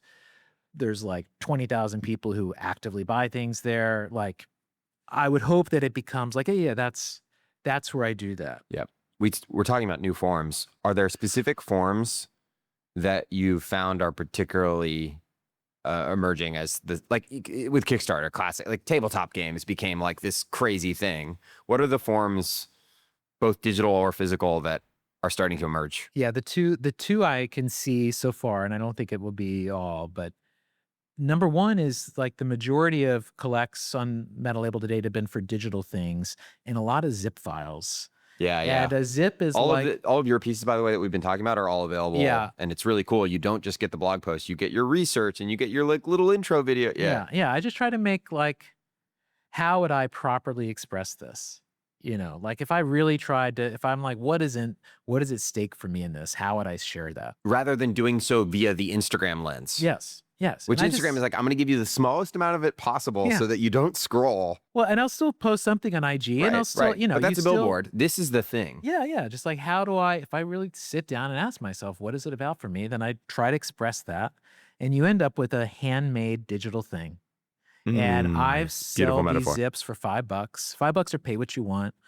My post individual zip, I think I'm at 800 or something that I've sold at this point, which makes it the most money I've ever been paid for a piece of content. Like, a couple $1,000s for a zip file. So It's like, funny. We don't really pay for content. We either pay with our eyeballs via ads, or we pay subscriptions to creators. The paying for content is still extraordinarily rare. yeah, like $5 for a zip or PDF, people do it all the time. Like there's a price point by which someone will like, I'm your patron, I care about you, I'm down to have a real thing by you. And that's still with us making like, there's not a good reading experience or any of that yet. Like that stuff will come. Yeah. So like, that I think is interesting. The other one that has been around forever and is like part of labels and punk forever, but I think we are, and especially things happening soon with us, we're going to make a whole other level, are zines. Self-expression, like how do you legitimacy max? You put something in print. You make it physical. For most people, that's the big step. When I first got my book, like back from the publisher and I saw my name on it, I mean, like major moment. Especially really when you take feel it. the Dark Forest thing, like it's a bunch of blog posts that are really cool that are and by the way, to put that in, this is happening for Toby, like Toby and other internet, something that I and so many other people have enjoyed for so long. And it's like, there's a website, but it's like kind of this like spread out collage, and you're creating an artifact that embodies it, which is really powerful. And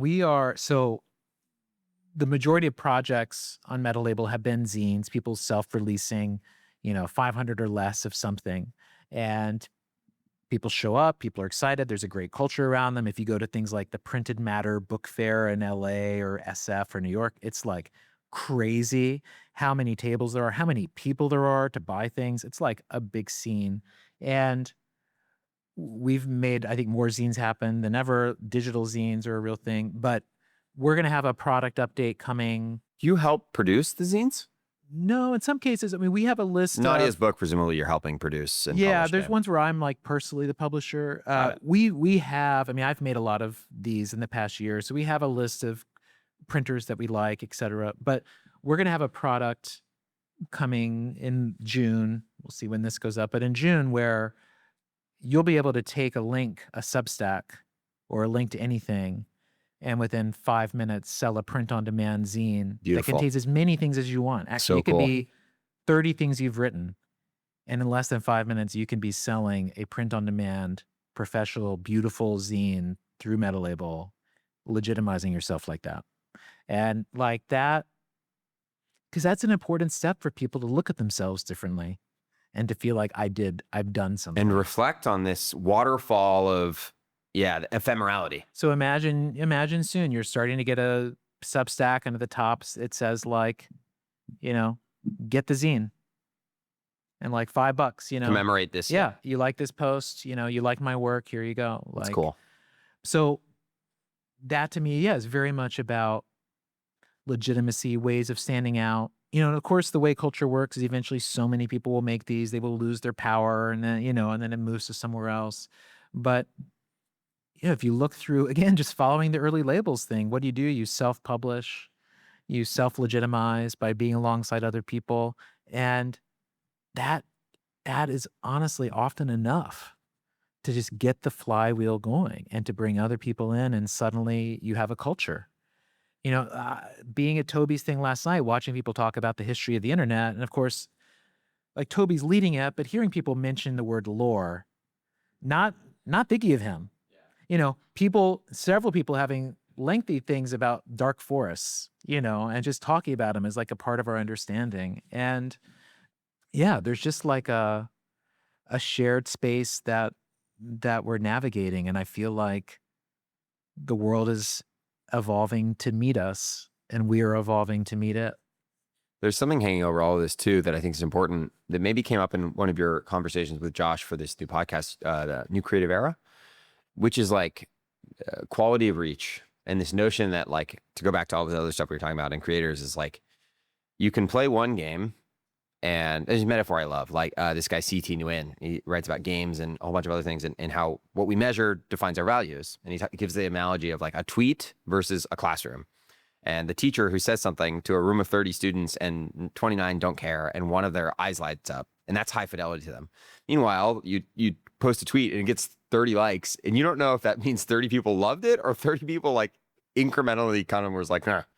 And I think this obviously gets into the dark forest stuff too, so much of what we talked about, but it seems in many ways that Metalabel, and not unlike platforms like Substack, but maybe to an extreme degree, Metalabel is a product that is ultimately about quality of reach rather than maximization of reach. The bottom of the funnel of this, like, do I actually want to deliver something for the people who really truly care about what I have to make? Yeah, a fully opt-in environment, And yeah, I mean, do I think all activity moves there? No. Do I think that is a necessary and important part of the stack? Yes. Do I think that part of the stack could be powerful and open up new possibilities and actually treat creative people as like businesses, By the way, and this not is just a a lot of the revenue ethos behind source. the crypto stuff too. Yeah, I just think, unfortunately, layer of speculation doesn't necessarily fit super well with the like super hardcore fans as much as we want. Yeah. The last form that you've been working on is a new legal structure. I want to talk about that, but maybe in the broader context of creativity and commerce overlapping. Maybe for what it's worth, based on your earlier definition, creativity and commerce overlapping is intrinsic, but broadly artistic type work and commerce. You have this line, it's possible to make a killing, but hard to make a living, I think comes from Broadway, which is amazing. It really feels like it describes most people's experience of making things on the internet. You also say the great benefit of capitalism is collective wealth creation. You don't just make money from your own labor. And this being this really powerful idea that has certainly been internalized by startups and companies that hasn't been internalized by artists or creatives. Yeah, what is the overlap between these two things? You've said creative people will be the wealthiest and most powerful group of people by the end of the century, which is an extremely bold claim. And then most importantly, how is this new form, this new legal structure that you're working on going to help enable this path? We love bold claims. I believe it. Yeah, I had a moment. So the Dark Forest work was going well, and I was working on Nadia's book last year, and I could foresee that our like little collective, which was a Telegram group, we're going to have 6 figures worth of sales in like a year. And I thought, oh shit, I should like be more real about this, and started looking into legal structures for us and felt uninspired. Just to be clear, for the collective, not for the Metalabel. collective. Yeah, Right. for the collective. And I felt uninspired by being an LLC, which is like the default, because it's just a legal shield, but I didn't feel like it reflected anything about us. And C Corp, nonprofit, both non-starters. And I jumped to that experience watching PBCs become law, where I had like a third row seat, to watch how part of that happened, and just thought about the steps that were necessary to create a new legal form. And just had this flash, I think, because I've been thinking so much about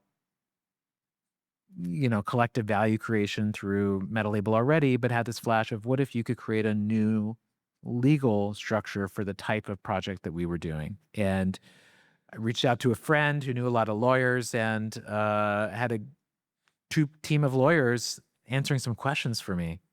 And after a few weeks, they came back and said, congratulations, you found something. There's a gap here that you could try to address.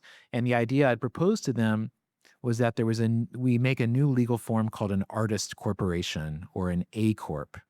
And what an A Corp would be like an S Corp, which is a small business corporation, or kind of like an LLC, but it would be a for-profit entity that would have a creative purpose along with some financial or sustainability purpose, that it would, as a for-profit entity, it would be able to accept both commercial revenue as well as have easier access to nonprofit funding. Artists really rely on grants. The amounts of money are so small.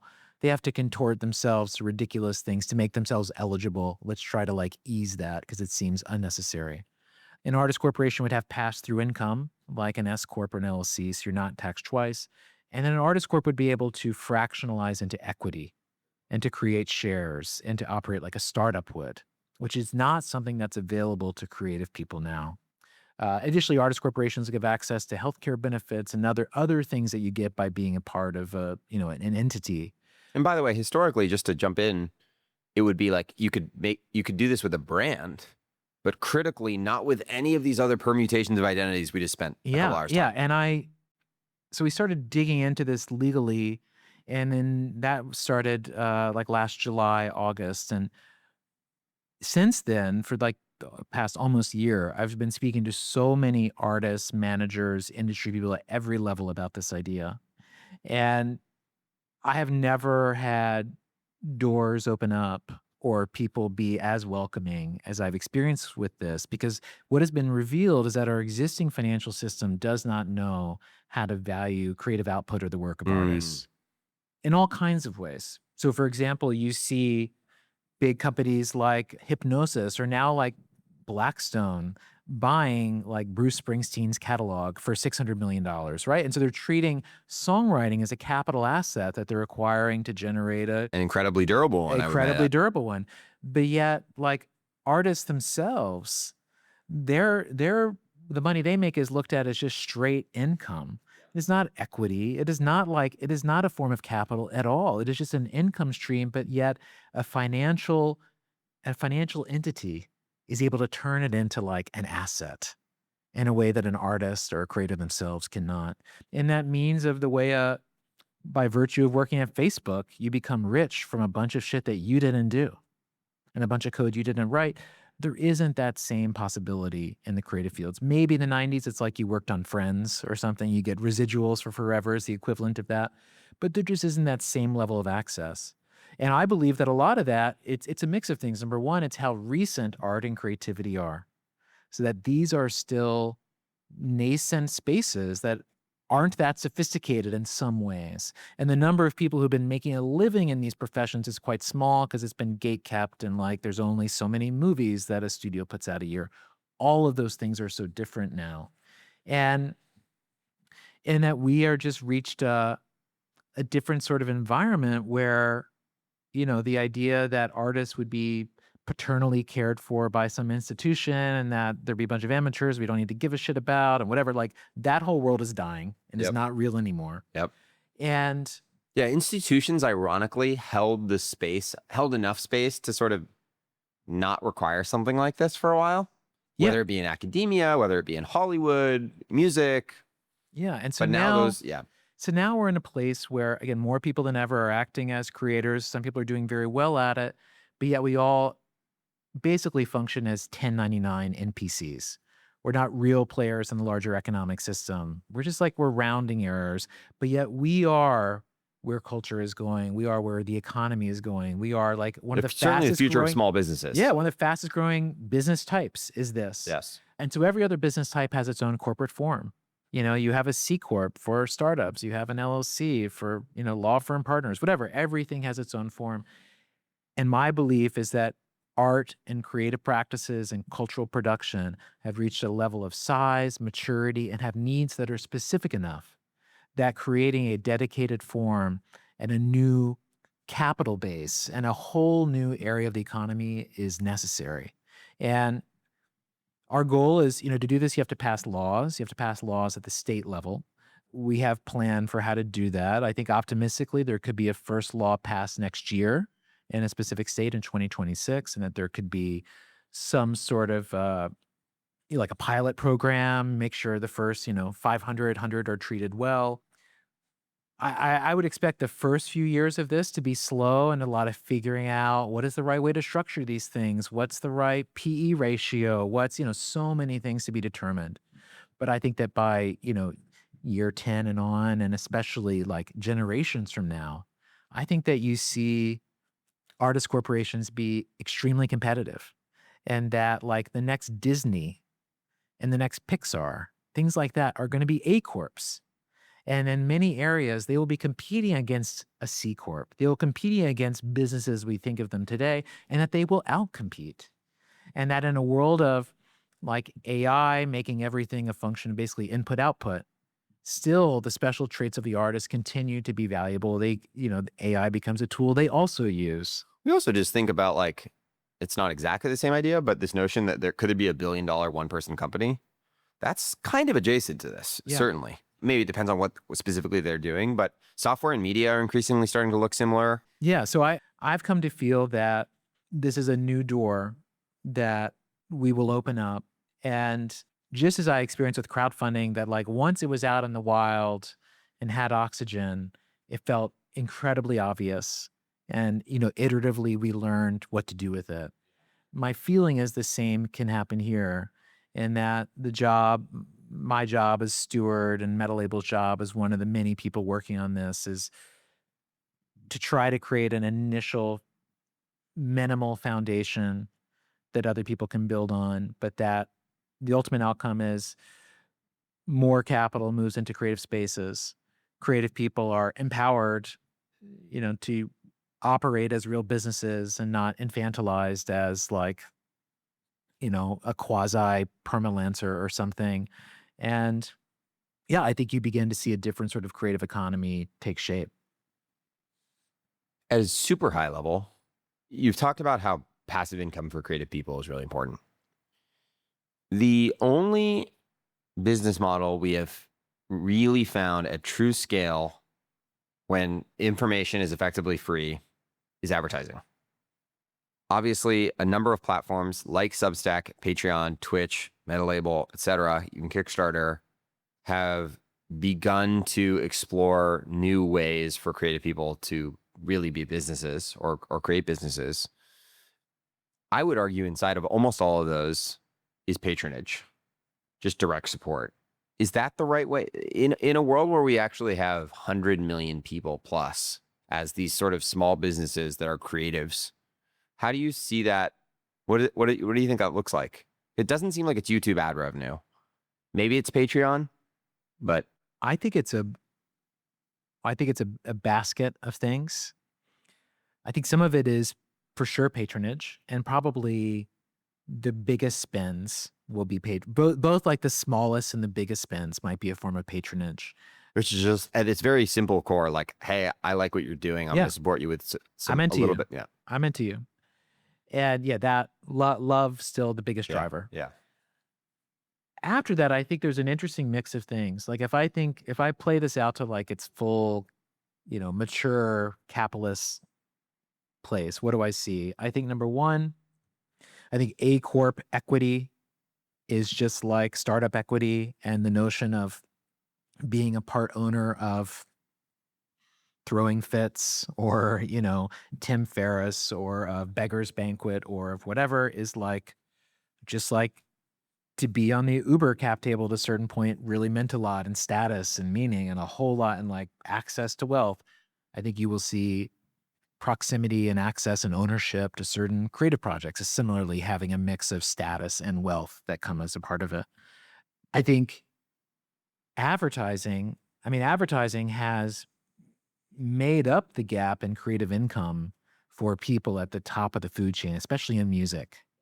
Syncing and ads has replaced what was CDs, and in many cases, people will do better than the right artist. I think that only grows. I mean, you see it with like influencers and being paid to endorse products. I think all of that just keeps going. And right now, if you're a musician, a label will advance you money that is recouped against, and you get like 12% back and da da da. In the future, I think some of that is more like a your Series C round that values you at a higher amount, that gives you more equity, et cetera. But you still need money for marketing. You still need money for tour support. You still need all that. You're not going to want to give up equity for marketing dollars. But something like advertisers, like advertising money, could be a way that you start to fund things, or thinking of the ways that a company will want to participate in the Dua Lipa universe. Yep. And there's a lot of ways to think about that. And a lot of them would probably be distasteful to the Yancey of 15 years ago. But, I've taken the position, I really thought a lot about this year, of recently we've crossed over this end of this classical period of art and creativity. Classical being defined as, made through human / like certain predictable mechanical instruments. And now we're Intrinsically scarce. yes. And like that defines whatever till like 2022, or I don't know what the line will be. And now we're in a new period of like permanent modernity, where like our cultural memory is completely reset every 48 hours, and what creativity is, and what it's all like a whole new thing. But at its best, the same force of God, the same human energy, the same truth will be channeled through it. I believe that force is more powerful than anything, more powerful than any model. Like, it sits at the top of every pyramid. It is way above the API line, and like that will continue to govern, I think. And we will keep trying to control it, but it's what we're all ultimately a part of. You recently wrote a piece about the long game. You've also talked about this idea of praxis, which is just like do something and then figure out what the arc is or what the narrative is in reverse, which is, I think, a really important reminder for some of us who over-narrativize or think about things. With that in mind, what do you think the underpinning motivation for you is, even if the trajectory of the arc isn't always clear? Yeah, I mean, I think I've never had a forward-looking narrative. I think I'm more constantly self-critical and self-doubtful / just like I have a hyper Puritan temperament, and I just like to really work hard. The harder it is, the more I'm going to throw myself into it. I don't know what sort of sickness I got, but it is nonstop for me. But I think I'm always pulled to try to understand my own feelings. I think is a lot of this sort of circular thing I go through. I think it's like why so much of the Sherry Turkle stuff really resonates with me. It's just, writing the dark forest theory was a way of trying to understand my own behavior. And so I'm just trying to like express it and just look at it and see what I think. And I think that I've found that, I guess I've found my product market fit in terms of, or my format fit of just the things that click for me. And I've come to see that it's about creative forms. And I recently went through this, someone encouraged me to do this like life planning exercise that I was quite resistant to. And then I talked to some really impressive people, very impressive, and they're like, "Oh yeah, she had me do that." I was like, "Okay, I'm going to do it." And it ends up with like, what are your 2 purposes in life, and what is your obituary? And like, you do this long process, takes several weeks. Like, there's iterations, you have to stop and come back, and ultimately it comes down to that. And yeah, there was one thing that popped out from that makes sense now, but like I hadn't seen. But it was like one of the outcomes of my life is to be someone who did a lot to really support the artistic and creative life. And, doing that just by doing it with Kickstarter, with Creative Independent, with Metalabel, with A Corps. We'll see if other things happen or whether those things stand, any test of time. But knowing that, I don't think is going to change what I do, because I still think I'm just going to keep being interested and curious. Like, I can't wait to have a week off so I can write about astrology. I can't wait for 10 years from now to write a series of fantasy novels that have been a side project for a long time. And there's so many places that I feel drawn. And maybe at earlier parts of my life, it was ego calling the shots, I think, a lot of the time. Like one of the great gifts of Kickstarter was to satisfy that ego and to allow it to shut up and to just be a little bit more still. And now, I hope I'm being called by the source. I hope it's something real. And I know that every time I'm in the midst of the project, I feel the same panic of like, I don't know what I'm doing. This is maybe a waste of time. Oh my God. And then for me, it's like just when I'm falling on my face, I catch a glimpse and I see the flash of, oh, it's that. It's that. And then you keep going. The Virgil line, I always think about the Virgil Abloh line. There's no work is as good as being able to make the next one. On a related note, and as a final question, you've said that the last step of creating something is realizing that you are not it. I think that was in the context of Kickstarter, but obviously applies to so much of what we talked about. You've been a writer, a journalist, a founder, a CEO, a creator, a podcaster, many other things, a husband, a father. If maybe what you were just talking about is what you would want to be known for, who do you want to be known as? Yeah. I mean, yeah, it isn't you. It takes a while. I was talking to someone about this today that like Metalabel is still me. It's not only me. It's like the group of us. It's all of us. But like A Corpse is already not me. I can feel it. A Corpse is like a Rottweiler I found in an alley. That's like, hey, who does this belong to? And it's just gonna like unleash itself on the world. It's like, it is not mine.